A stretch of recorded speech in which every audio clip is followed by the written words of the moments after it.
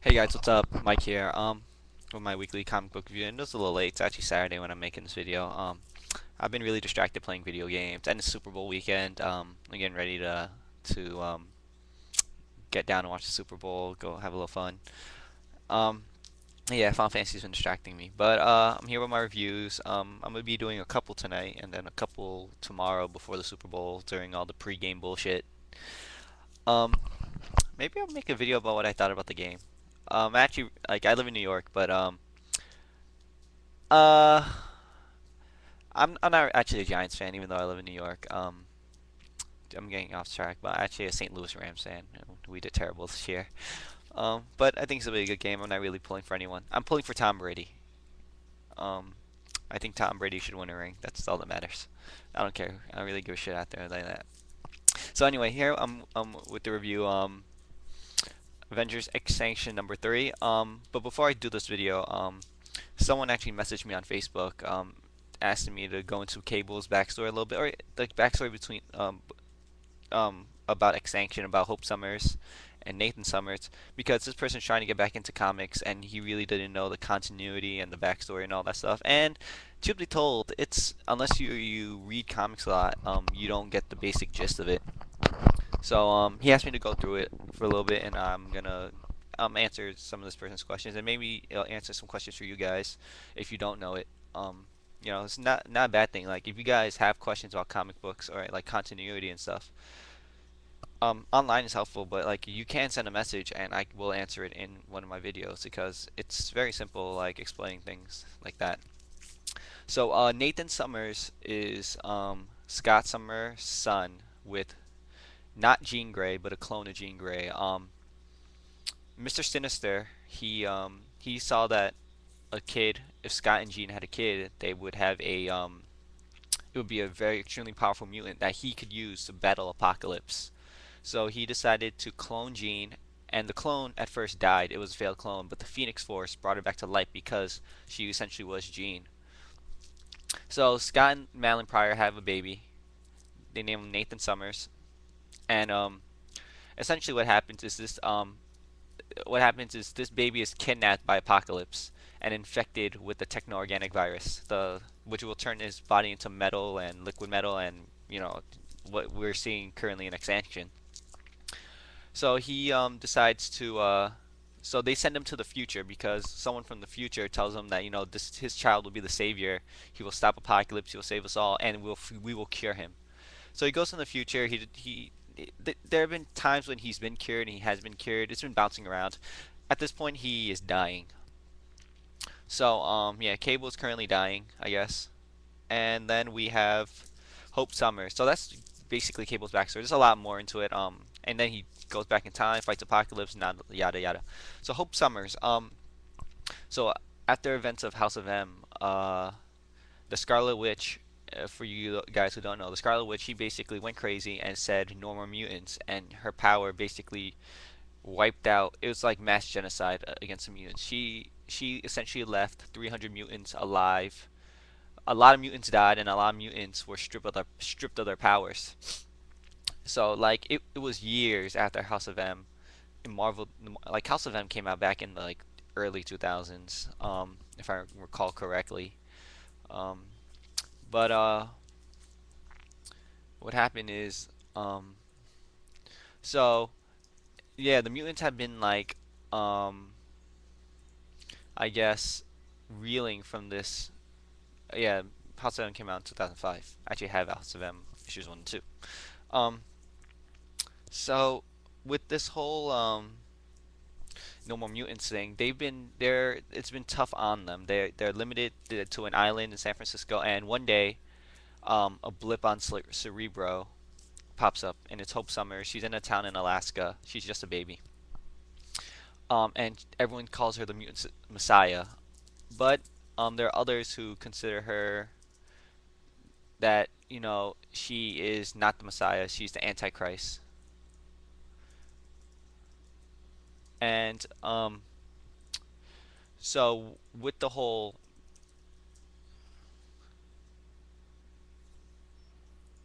Hope Summers thing, basically what happens is after she's born, a whole she people from the future come back in time, try to kill her. Um, the Purifiers and Bishop, who was an X-Man for a long time, he believes that Hope is going to she's gonna be the Antichrist, and she's just gonna kill millions of humans. So he decides he's gonna kill her. Well, what happens is Cable takes the baby, and Cyclops goes okay. He takes the baby, and Cable starts jumping through time, raising Hope. And eventually, it comes to the point where they manage to jump back to present day Marvel, where Hope is an adult, when she was just a baby. So, that's basic backstory. And that's why in the flashbacks, she's a child because Cable's remembering their time travels, and that's why she's an adult now. Yada yada. So, Avengers X-Sanction number 3. Creative team behind this is the same creative team as in the last two issues. Jeph Loeb, Ed McGuinness, Dexter Vines, and Morry Hollowell. Um, so last we started off with Red Hulk ambushed Cable, and Cable's infected. Almost his entire body's infected by the techno-organic virus. He's pretty much like at death's door. Well, Cable has a friend with him, Blacksmith from issue 1, and he actually manages to hurt Red Hulk. And Red Hulk starts fighting Blacksmith while Nathan sort of trying to pull himself together because he has to stop the Avengers from killing Hope, from starting this war and ending the world. So then we see somewhat of a flashback from Cable's point of view, but we're seeing the events of how Cable got back in time, how he got back to present day. Him and Blacksmith go to the Avengers Mansion, which is no longer anything. It's just ruins. But apparently underground, it's it's like anti-mutant. Not anti-mutant, but they have the inhibitor chairs Magneto designed the Avengers. Iron Man, Tony Stark, he built an Iron Man suit, but with Sentinel technology integrated into it to combat mutants. We see Wolverine's skeleton. We see Sentinels in the background, and we see Gambit's staff, but updated with Stark tech and Doctor Doom's time machine. And Cable wants to know, what do the Avengers have? Like, he's known Cap, he's known all the Avengers, he's fought alongside the Avengers. He wants to know, what is their plan? Like, why do they have all this stuff? Um, so Cable. So then we move back to present. Cable, Red Hulk is about to like crush Blacksmith, and Cable manages to Psyblast him because he uses most of his psychic powers to keep the techno-organic virus from spreading through his arm. But at this point, he's already infected his entire body. And then he starts shooting Red Hulk and shoots him out the enough times that he flies out the ship. And then we see another flashback of 12 hours before the events of X-Sanction occur when Cable's getting ready. Blacksmith's asking Cable, is like, is this for your son? Because Cable had a son in the future who died, Tyler. And Cable's like, yeah, this isn't about Tyler. This is so I don't lose a daughter. It's nice sentiments, I guess. And then Red Hulk comes at present day, flash time slide. Red Hulk starts whooping the crap out of them. Red Hulk actually goes on a pretty good speech.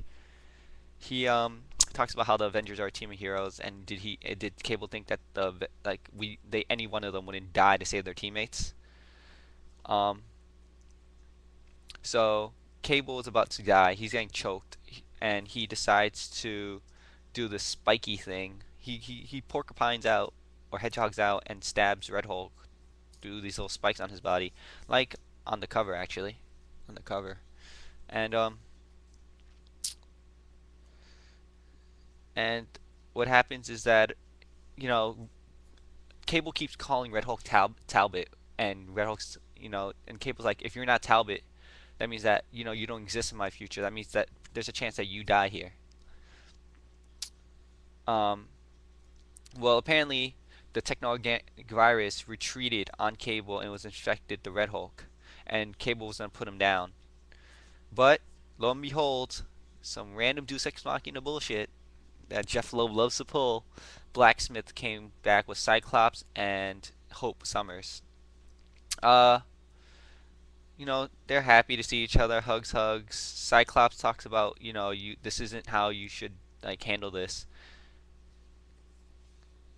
And Cable's willing to shoot. He's willing to shoot Cyclops. He's like, I'm not letting you do this. And Cyclops' question is like, will you shoot me, your father? And he's like, I will do anything to save mutants, not only mutants but hope. And and Cable's like, look what you did for me. Like they sent their only son. He sent his son into the future to save him, to protect him, and Cable's willing to make the same sacrifices. And Hope sort of says she's not a little girl. She doesn't need to be taken care of like this. And she says like it's for her decision to what's gonna happen to her. And in an awesome scene, Wolverine and Spider-Man bust into the ship. Wolverine says, "We're gonna save the Avengers even if we have to kill Cable." And Spider-Man's like, "Wait, what? We're gonna kill Cable?" And that's where the issue ends. This issue coming off of issue two, it's not as strong. It's getting weak. It's a little weak. I mean, it's a middle issue, so it's not as good. Like the middle, like in miniseries and in arcs, like it starts to get slow and a little too heavy, and just it doesn't stand up to what issue one and issue two did, which are really good. This whole I hope Cable does not live. I just hope he does not live. I really, really hope he dies.